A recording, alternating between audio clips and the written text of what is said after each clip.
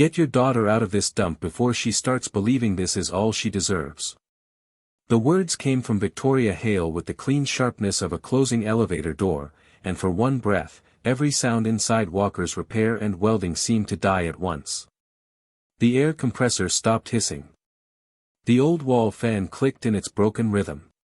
Even the radio above the parts shelf faded beneath the weight of that sentence.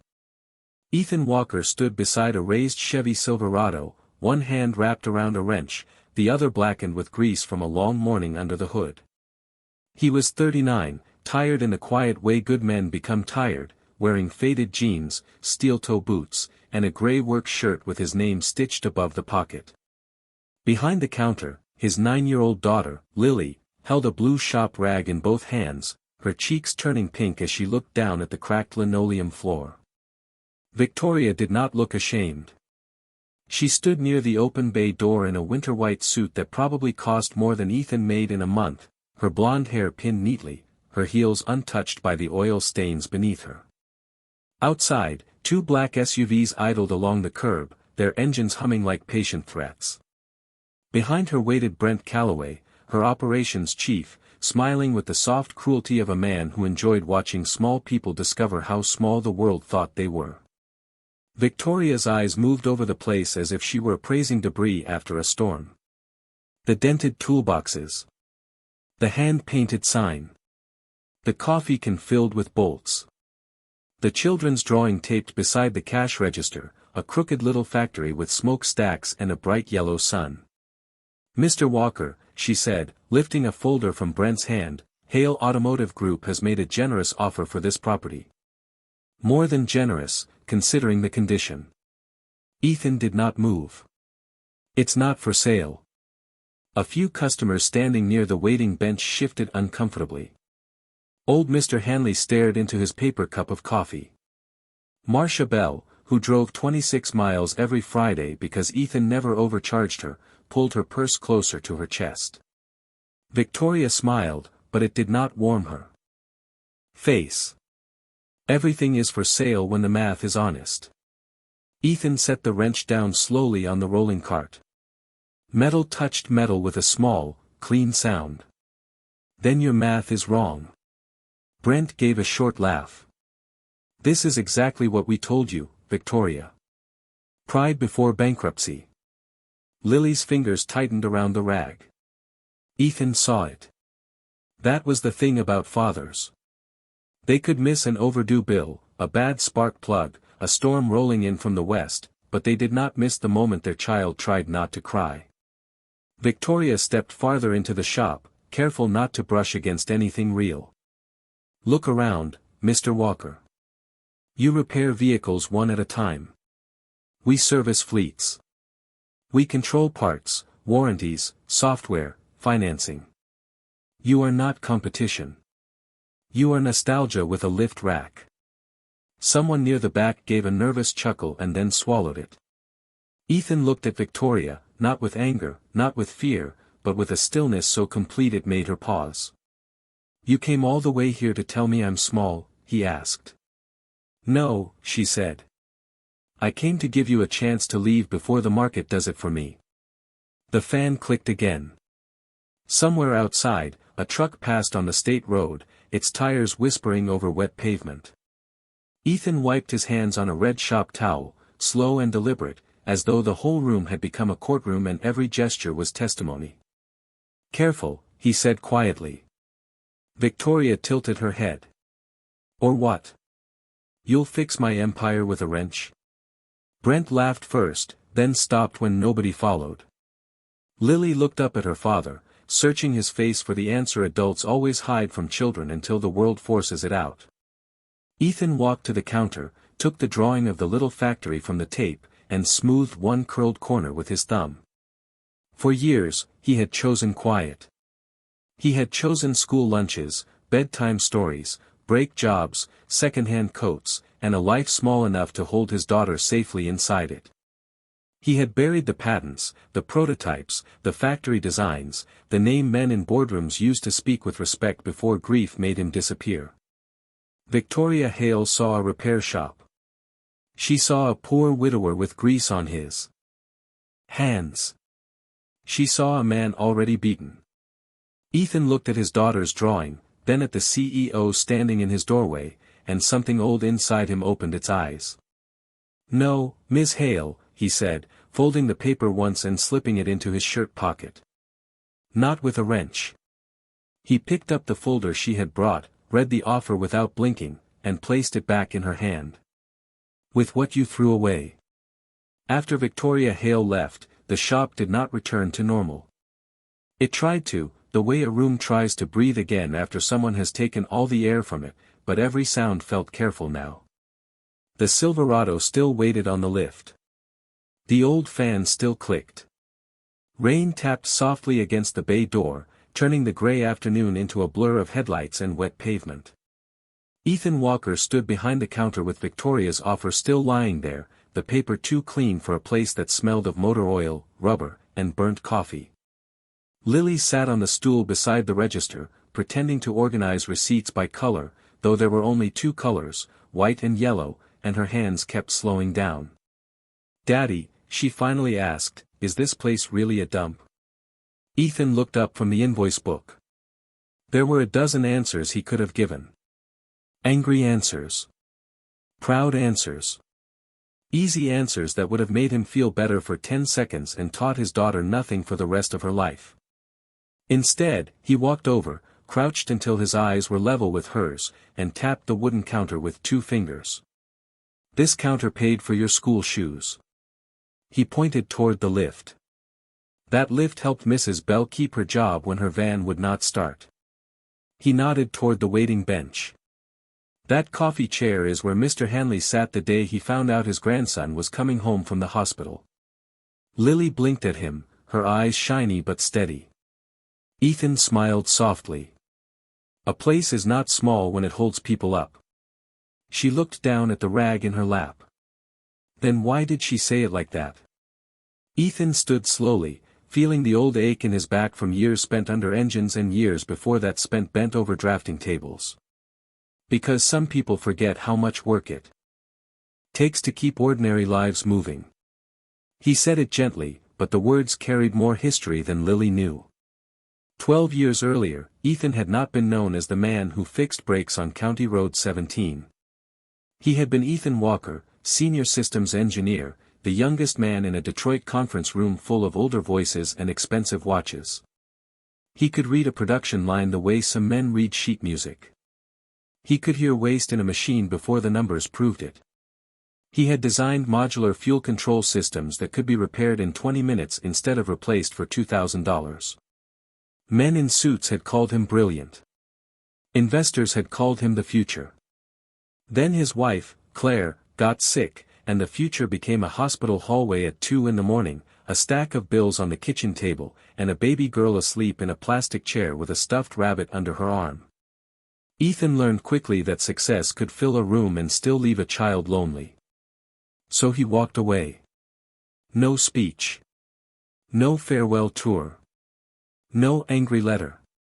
Just a resignation, a cardboard box of notebooks, and a promise whispered beside Claire's bed that Lily would never have to wonder whether her father chose her. He bought the repair shop 6 months later with what little money remained. The sign was faded even then. The roof leaked over bay number 2. The office smelled like dust and mice. But it was close to the elementary school, close to home, close enough that Lily could run in after class with crayons, homework, and questions about clouds. For years, Ethan kept his old life sealed inside a cedar box beneath his bed, patent drafts, machine layouts, letters from manufacturers, one photograph of him beside a prototype assembly line before grief turned his hair silver at the temples. He never showed Lily the box. Not because he was ashamed, but because he had made peace with quiet. Quiet had fed them. Quiet had protected them. Quiet had given his daughter a father who showed up every day. That evening, after closing, Ethan locked the front door and turned off the neon sign. Lily fell asleep in the office chair with her jacket over her shoulders, her small hand resting on the drawing of the factory he had folded into his pocket earlier. Ethan carried her to the little apartment behind the shop, tucked her beneath a quilt, and stood for a long moment listening to the rain. Then he went to his room, knelt beside the bed, and pulled out the cedar box. The hinges creaked softly, like something waking after a long winter. Inside, beneath the old papers, was a file stamped with a name he had not spoken in years, Hale Assembly Plant, North Ridge. Ethan touched the faded blueprint with the tips of his fingers. Victoria had not known what she was standing on when she mocked him. She had not known what her company had abandoned. She had not known that the man she called Nostalgia once helped design the kind of future she was still trying to buy. Ethan opened the file, spread the blueprints across the kitchen table, and under the dim yellow light, with his daughter sleeping in the next room, the quiet man began to remember exactly who he was. By Monday morning, the first signs of pressure arrived without a signature. Ethan found a letter taped to the shop door before sunrise, the paper damp at the corners from the night mist. It was not from Victoria Hale, not directly. It came from a regional parts distributor that had supplied Walker's repair and welding for nearly 8 years. Effective immediately, it said, all accounts associated with independent repair facilities inside the Hale Automotive Preferred Service Zone would be placed under review. That was corporate language for a locked gate. By noon, 3 orders were delayed. By 3 o'clock, 2 were cancelled. By closing time, Ethan stood in front of a half-repaired Ford Explorer with no replacement sensor, no delivery date, and a customer who needed the vehicle to drive 34 miles to work the next morning. "I am sorry, Marcia," Ethan said, his voice low. "I can keep looking." Marcia Bell folded her arms, tired but not angry. "It is not you, Ethan. Everybody knows it is not you." But knowing a thing and surviving it were 2 different roads. The next day, Hale Automotive opened its new service center 3 miles away, all glass walls, blue banners, free coffee, and a grand opening sign big enough to see from the interstate. Their advertisements ran on local radio every 15 minutes. Certified care. Factory-backed parts. Protect your family with trusted service. Nobody said Ethan's name, but the message was clear enough to leave fingerprints. Small shops were risky. Independent mechanics were outdated. Men with grease on their sleeves could not be trusted with modern cars. Brent Calloway made sure the town heard it in 100 polite ways. He visited the diner, the hardware store, the Rotary lunch. He shook hands. He smiled. He spoke softly, as if spreading concern instead of poison. "We just want families safe. We just want standards. We just want accountability."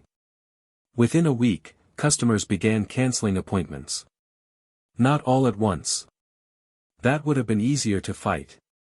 They disappeared slowly, like water leaking through a crack in a foundation.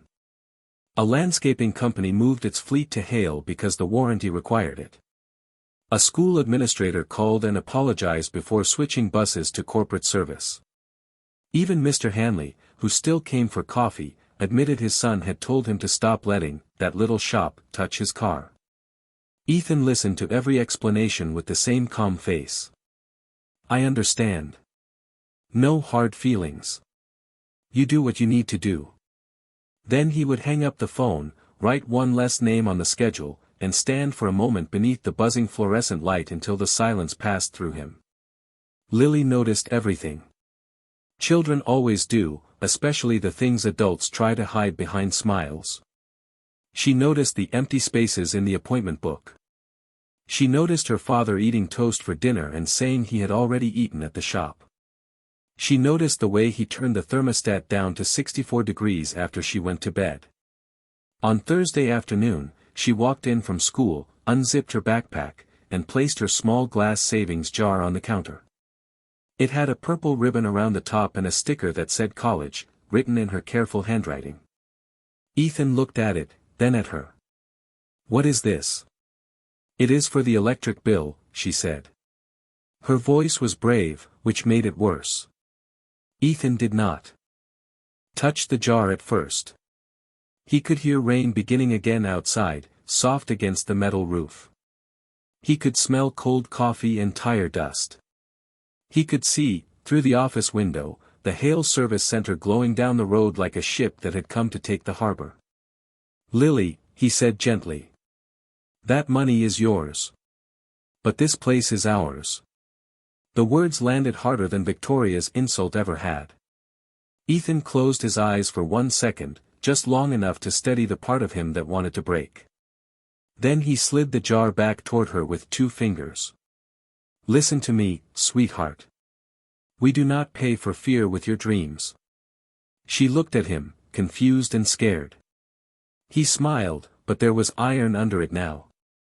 "We build something better." That night, after Lily fell asleep, Ethan sat at the kitchen table with supplier lists, old factory maps, and the North Ridge file spread before him. The Hale assembly plant had been abandoned for 6 years, written off as obsolete, too expensive to restart, too old to modernize, too far gone to matter. But Ethan saw what others missed. The rail spur was still connected. The 3-phase power grid was intact. The stamping floor could be converted. The old modular line, the one Victoria's company had forgotten, was not dead. It was waiting. At 1:17 in the morning, Ethan circled the auction date in red pencil. 2 Fridays away. Then he opened his laptop and searched the county property records until the screen painted his tired face in pale blue light. Victoria had tried to starve his shop by controlling the roads into it. She had forgotten that some men know how to build roads of their own. The auction was held in a county annex that smelled of old carpet, burnt coffee, and winter coats drying too close together. Ethan arrived 20 minutes early, wearing his cleanest work shirt, dark jeans, and boots polished just enough to show respect without pretending to be someone else. In his left hand was a plain manila folder. In his right was Lily's drawing, folded carefully and tucked inside a clear sleeve, because some men carried lucky coins, and Ethan carried reminders of why fear could not be allowed to make decisions. The room was already half full when he stepped inside. Bank representatives sat near the front with tablets and silver pens. 2 local developers whispered over zoning maps. A man from a scrap company leaned back with his arms crossed, already imagining the factory cut into pieces and sold by the ton. Then Victoria Hale entered with Brent Calloway beside her, and the conversations thinned into murmurs. She wore charcoal this time, sharp and quiet, the kind of suit meant to make a room organize itself around her. She did not look surprised to see Ethan. She looked entertained. "Mr. Walker," she said, stopping beside his row. "I did not realize they were auctioning off toolboxes today." Brent smiled into his coffee. Ethan looked up from the folded bid packet. "Morning, Ms. Hale. You understand what this property is, do you not?" she asked. "It is not a garage with a roof leak. It is 380,000 square feet of dead weight, unpaid taxes, environmental reports, outdated equipment, and a power system that costs more to wake up than your entire business is worth." Ethan nodded once. "I read the file." "Then read it again." Her voice softened, but not with kindness. "There is wisdom in knowing which rooms you do not belong in." For a moment, the old Ethan might have smiled politely and let the insult pass. The father in him did something different. He glanced at Lily's drawing inside the folder, then back at Victoria. "I have spent most of my life in rooms where people thought that." The auctioneer called the room to order before she could answer. Bidding began with 2 parcels of farmland, then a vacant warehouse, then finally North Ridge Assembly Plant, former property of Hale Automotive Group, including administrative offices, production bays, rail access, and remaining fixed equipment sold as is. The phrase, "as is," hung over the room like a warning label. The opening bid was low enough to tempt fools and high enough to frighten honest men. A developer raised his number first. Then the scrap company. Then a bank representative. Ethan waited. He listened the way he used to listen to machines, not for noise, but for rhythm. The developer wanted the land. The scrap man wanted the metal. The bank wanted the tax credit. None of them wanted the factory. Not truly. They wanted what could be taken from it. Ethan wanted what could be brought back. When the bidding slowed, he raised his card. A few heads turned. Brent gave a quiet laugh. Victoria did not. Her eyes narrowed just slightly, the first small crack in her amusement. The auctioneer pointed. New bid from number 42. The developer countered. Ethan raised again. The scrap man pushed higher. Ethan opened his folder, checked one page, and raised again. Every number cost him something. The last of Claire's life insurance. The pickup he had kept because it still smelled faintly of old road trips and summer rain. A second mortgage on the shop. Favors from men who trusted his handshake more than a balance sheet. Lily's jar had stayed untouched, but nearly everything else in Ethan's quiet life was now standing on that card in his hand. Victoria leaned toward him. This is not courage, she murmured. This is grief wearing work boots. Ethan did not look at her. Sometimes grief learns math. The room went still enough for the auctioneer's paper to rustle like dry leaves. The developer dropped out. The bank representative shook his head. The scrap man hesitated, calculated, then lowered his card with a shrug. The auctioneer scanned the room. Going once. Brent straightened. Victoria, he whispered, suddenly less amused. Going twice. Victoria's jaw tightened, but pride is a strange prison. She had called the plant worthless too many times to fight for it now without admitting she had missed something. The gavel came down. Sold to bidder 42. No one clapped. No one cheered. Ethan simply lowered his card and exhaled, but inside him something enormous and quiet shifted into place. Victoria stood, buttoning her coat with slow precision. Congratulations, Mr. Walker, she said. You just bought a coffin. Ethan gathered his papers, slipped Lily's drawing back into the folder, and looked toward the rain-streaked window where the old factory sat miles away beyond the gray hills. No, he said softly. I bought the place where something gets buried in something else rises. The first morning Ethan unlocked the gates at North Ridge, the chains did not fall away with glory. They scraped against rusted steel, stubborn and loud, as if the place itself had forgotten how to open. Fog lay low across the cracked parking lot. Weeds pushed through the asphalt in thin green lines. The old Hale sign still hung above the administrative entrance, faded by 6 winters and half covered in bird droppings, but Ethan did not look at it with bitterness. He looked at it the way a doctor might look at a patient everyone else had given up on. Inside, the air was cold enough to turn his breath white. Dust covered the front lobby. Sunlight entered through high windows in pale stripes, touching silent conveyor belts, unplugged control panels, and rows of machines that had once carried the working pride of an entire county.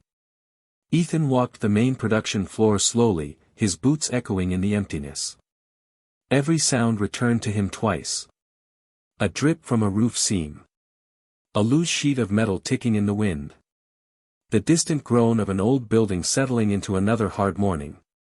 Most people would have seen decay. Ethan saw a sequence. Power first. Safety second. Airlines.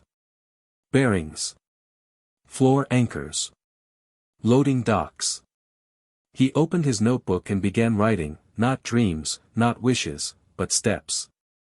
At 8 o'clock, a pickup pulled into the lot, then another, then a minivan with a cracked windshield and a church sticker on the bumper. By 9, 11 people stood near the main doors, all of them carrying lunch boxes, thermoses, old gloves, and the careful expressions of people who had been promised things before.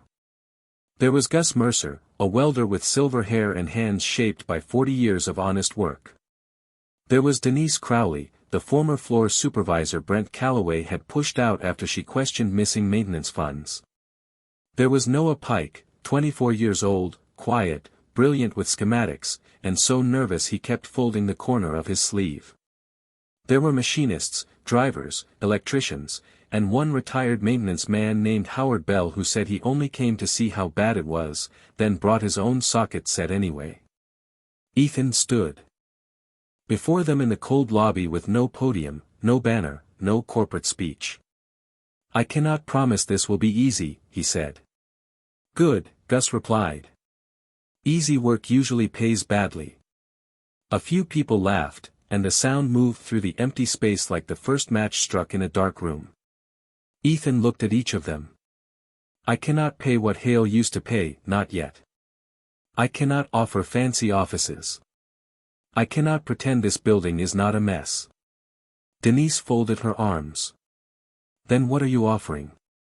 Ethan glanced toward the production floor, where the morning light had begun to reach the old machines. "A chance to build something nobody has to be ashamed of." That was all. No fireworks. No miracle music. Just one sentence with enough dignity in it to make tired people stand a little straighter. They began with brooms, breaker panels, and coffee from a dented aluminum pot. They cleared nests from ventilation ducts, labeled dead wires, rolled old cabinets into piles, and opened windows that had not moved in years. Ethan worked beside them, not above them. He carried scrap. He tightened bolts. He crawled under line 3 with a flashlight between his teeth and came out covered in dust, smiling because the drive motor still had life in it. By late afternoon, Lily arrived after school with her backpack bouncing against her coat and a cardboard box of peanut butter sandwiches in both arms. "I made lunch," she announced, though it was almost dinner. The workers smiled as if someone had turned on another set of lights. Denise took one sandwich and said, "You are the new cafeteria manager, then?" Lily considered that seriously. "Only if I get a desk." Ethan laughed, and for the first time in weeks, the sound did not feel borrowed. Near sunset, Lily taped her drawing to a sheet of plywood by the entrance, a wrench wrapped around a small star, with the words "Open Road" written underneath in purple marker. Noah stopped in front of it for a long time, then quietly redrew it on a tablet with clean lines and perfect symmetry. The next morning, Ethan found the design printed on paper and taped to every workbench. Nobody asked permission. Nobody needed to. By the end of the first week, the lights on the east side of the factory came back on. Not all of them, just 6 long rows above the old assembly lane. But when they flickered, buzzed, and finally held steady, every person on the floor stopped moving. The machines were still silent. The orders had not come. The bank still wanted payments, and Hale still owned most of the roads leading to the market. But in that golden industrial light, surrounded by dust, tired hands, and second chances, Ethan Walker saw something Victoria Hale had never understood. A factory was never made of steel first. It was made of people willing to believe their work still mattered. The first order did not come from a corporation. It came from a dairy farmer named Russell Meade, who drove up to North Ridge in a white work truck with mud on the tires and worry in the lines around his eyes. 2 of his delivery vans had failed within the same week, and Hale wanted more than $4,000 per vehicle for sealed electronic modules that could not be repaired, only replaced. Ethan listened, opened the hood, tested the system, and asked 3 quiet questions. How many miles a day? How cold are the morning starts? How long can you afford to have them down? Russell answered all 3, and Ethan understood what the market had forgotten. People did not need luxury. They needed their trucks to start before sunrise. They needed parts they could afford. They needed service that did not treat hardship like a payment plan. Within 10 days, Ethan and his builders created the first working open road kit, a modular control unit designed for older fleet vehicles, easy to install, easy to diagnose, and reparable with standard tools found in almost any American garage. Noah refined the software interface until even Howard Bell could read the error codes without squinting. Denise reorganized the floor so 1 table built harnesses, 1 bench tested boards, and 1 station packed each kit in plain brown boxes stamped with Lily's Wrenchanstar logo. Gus welded the first shipping rack from scrap metal and painted it blue because, as he said, hope ought to have a color. Ethan insisted on one rule. No locked software. No forced subscription. No hidden fee buried beneath fine print. If a customer bought the kit, they owned the kit. If a mechanic needed the service manual, they got the manual. If a farmer called after hours because a van had to run before dawn, somebody answered. At first, people laughed at that too. A few online comments called it cute. A local business columnist called Ethan's company a sentimental experiment inside an obsolete factory. Brent Calloway clipped the article, dropped it on Victoria Hale's desk, and said, "It will burn itself out." Victoria wanted to believe him. She sat in her 32nd floor office in Chicago, looking down at traffic moving like silver threads between glass towers, and studied the first report with calm irritation. Walker Manufacturing had sold 37 units. Then 84. Then 211. Not enough to frighten a corporation, but enough to be noticed by the kind of customers Hale had stopped listening to. Municipal repair yards. Farm cooperatives. Delivery contractors. Independent garages across 3 states. By the 4th week, Russell Mead's dairy vans were running better than they had in years, and he told another farmer, who told a county mechanic, who told a regional fleet manager tired of waiting 6 weeks for proprietary replacements. The story spread without a marketing budget. It traveled through receipts, phone calls, church parking lots, truck stops, and men standing beside open hoods saying, "You should call that Walker fellow." At North Ridge, the factory changed one shipment at a time. The east line stayed lit past midnight. Coffee burned in the pot. Tape guns snapped. Forklifts beeped across polished lanes that had been dust 3 weeks earlier. Lily did her homework in the break room and taped gold stars to the first 100 boxes, until Denise gently told her they had reached 1,000 and her hand might fall asleep. Ethan still moved quietly through it all, checking tolerances, reviewing invoices, helping Howard with a jammed label printer, never standing where applause could find him. But the numbers found Victoria. On a rainy Tuesday morning, she entered the boardroom at Hale headquarters to find her executives silent around the table. The quarterly service revenue forecast had dropped in the rural and light fleet division. Not collapsed. Not yet. But bent downward in a way every person in that room understood. "Explain it," she said. Brent cleared his throat. "Temporary curiosity. Small operators like a story. I asked for an explanation, not a bedtime prayer." Nobody smiled. The screen behind him showed a map of Hale's service territories, and across the Midwest, small blue dots marked customer conversions to Walker products. They looked harmless at first glance. Then Victoria noticed the pattern. They followed the freight routes. County roads. Agricultural corridors. Independent repair networks. The places her father's company had built its name before she turned it into a system of fees, contracts, and locked doors. For the first time, Victoria did not see Ethan Walker as a poor mechanic with an emotional following. She saw the architecture beneath him. He was not selling parts. He was reopening trust. That afternoon, a Hale field manager sent in a photograph from a garage outside Des Moines. It showed 3 mechanics installing open road kits under a hand-painted sign that read, "We fix what others replace." Victoria stared at that sentence longer than she wanted to. Brent leaned over her shoulder. "We can bury him with legal review." Victoria did not answer immediately. Outside the glass wall, the city shone cold and perfect. On her desk lay an old Hale brochure from the 1990s, back when the company still manufactured in North Ridge and promised working families durable parts at honest prices. She had not placed it there. She did not know who had. But as she looked from the brochure to Ethan's growing numbers, one truth settled heavily in the room. The man she had mocked was not stealing her market. He was reminding it why it had once trusted her name. Victoria Hale chose the annual shareholders meeting because she understood theater better than most people understood mercy. The ballroom at the Harrington Grand in Chicago had marble columns, crystal chandeliers, and a stage washed in clean white light.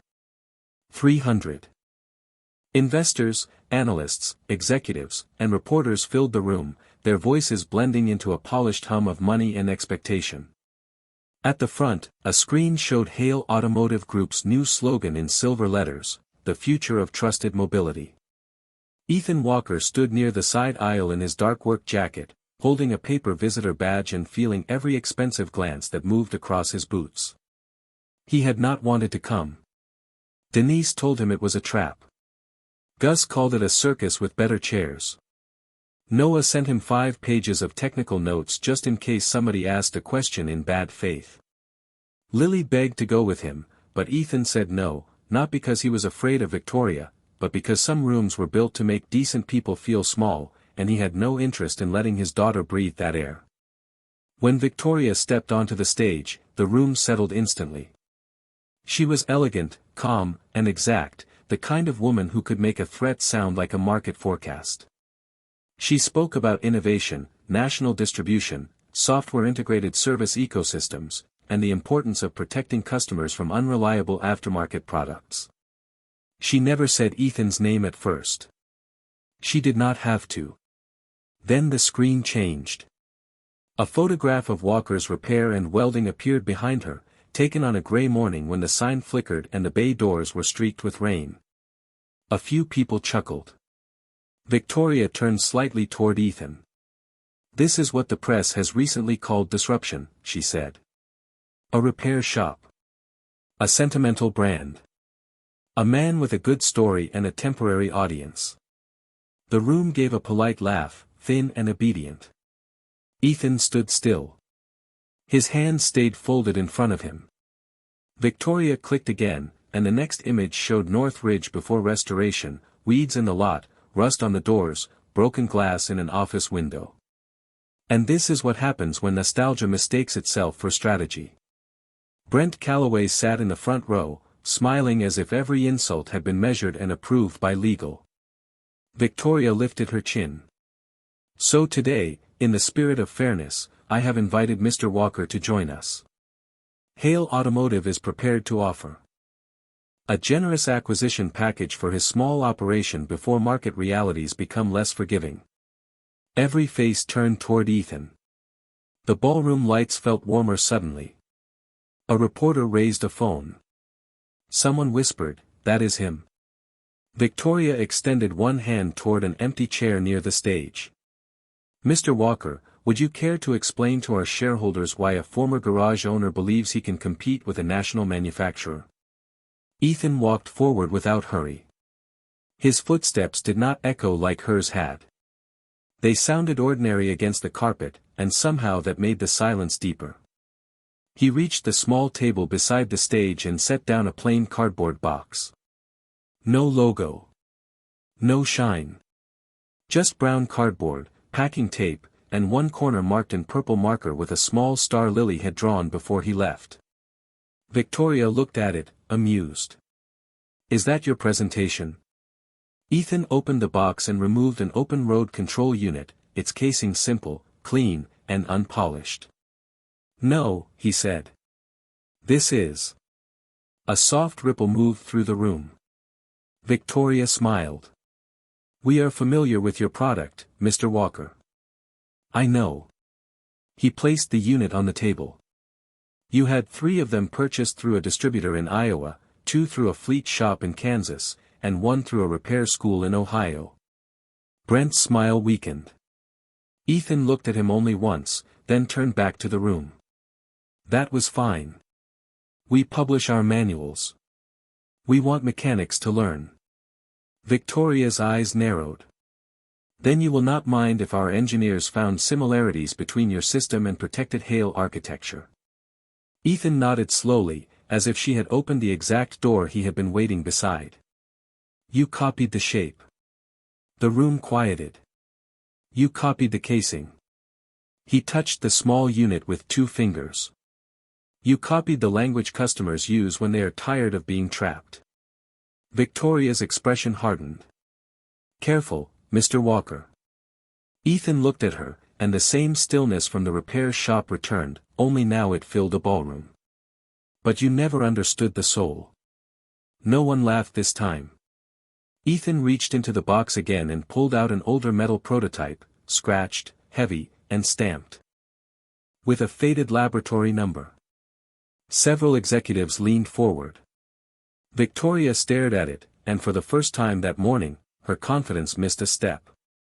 Ethan placed the old prototype beside the new unit.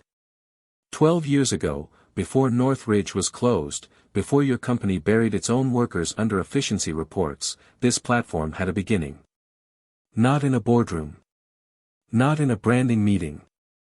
On a factory floor, built for working families who needed reparable parts at honest prices. Brent stood suddenly. This is inappropriate. Ethan did not raise his voice. No, Mr. Calloway. What is inappropriate is calling theft innovation because the person you took from could not afford louder lawyers. The chandeliers seemed to hum above them. Victoria looked from Ethan to Brent, then back to the prototype. The room that had laughed at a repair shop was now leaning forward, not to mock, but to listen. Brent Calloway moved first, not with strength, but with panic dressed as authority. Turn that off, he snapped toward the technician near the screen.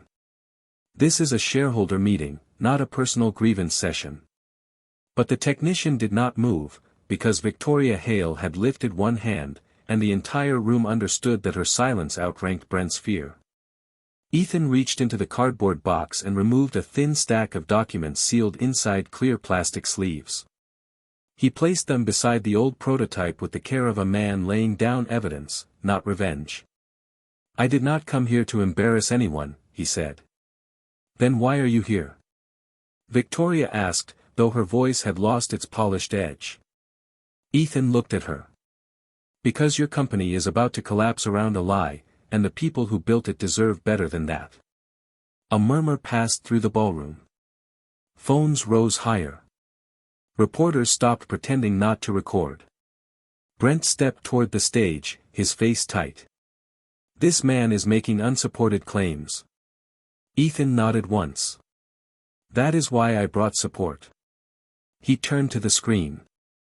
The first document appeared behind him, an internal development memo from 12 years earlier, dated before Hale acquired the technology through a chain of subsidiaries. At the bottom was Ethan's name, not large, not dramatic, just printed in the ordinary typeface companies use when they do not yet know which names history will need to remember. A white-haired man in the third row slowly stood. His name was Leonard Price, retired Hale senior engineer, a man most people in the room had not seen since Northridge closed. That memo is real, Leonard said, his voice thin but steady. I reviewed the original platform. Mr. Walker designed the reparable architecture. The point was to keep fleet vehicles serviceable without forcing full module replacement. The room went quiet enough to hear the lights above the chandeliers hum. Victoria stared at Leonard. Why was this never brought to my office? Leonard's eyes shifted toward Brent. Because every file related to the Northridge transition was routed through operations. Brent gave a hard little laugh. This is absurd. Ethan clicked to the next document. Purchase orders. Transfer records. Redlined engineering notes. Then an email from Brent Calloway's old account, instructing a legal assistant to remove legacy contributor references from technical summaries before the acquisition review. Brent's mouth opened, then closed. Victoria turned slowly toward him. Tell me that is fabricated. Brent adjusted his cuff. Victoria, you need to be very careful right now. It was the wrong thing to say to a woman who had built her life on control.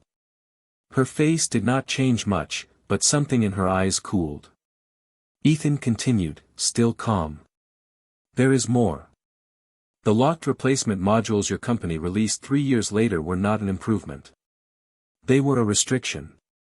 When failure rates climbed in cold rural conditions, Northridge engineers documented the issue. Those reports were buried too.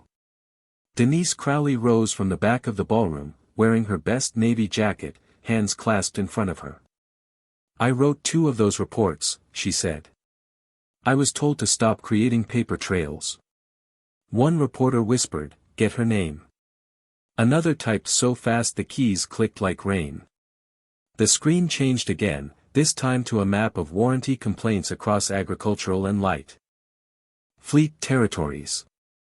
Blue dots. Red dots. Whole corridors of working families paying for replacements they should never have needed. Victoria looked at the map, and for the first time, she did not look like a chief executive defending a brand. She looked like a daughter discovering what had been done under her family name. "How long have you had this?" she asked Ethan. "Long enough to know I could hurt you with it," he said. "And long enough to decide that was not the point." "Then what is the point?" Her voice was barely above a whisper. Ethan looked out at the shareholders, then at the executives, then at the cameras now pointed toward the stage.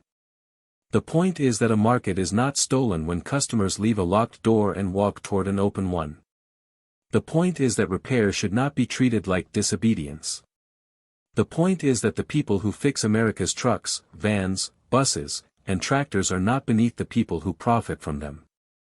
No one spoke.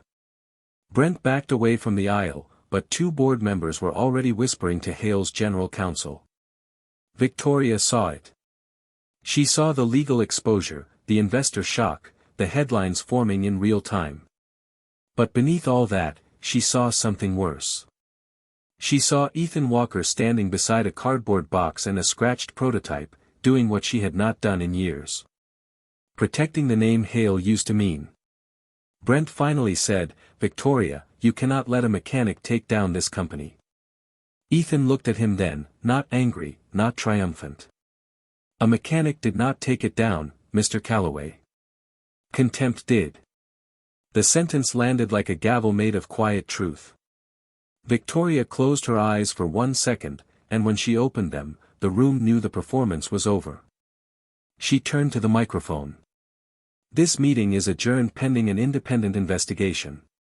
Gasps moved across the ballroom. Brent reached for her arm, but she stepped away before he touched her sleeve.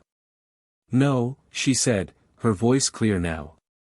"You do not get to guide me through the truth you buried." And there it was, the silence Ethan had never demanded but had earned. The same people who had laughed at his shop now sat frozen beneath the chandeliers, watching a single father in a work jacket stand beside the future they had tried to erase.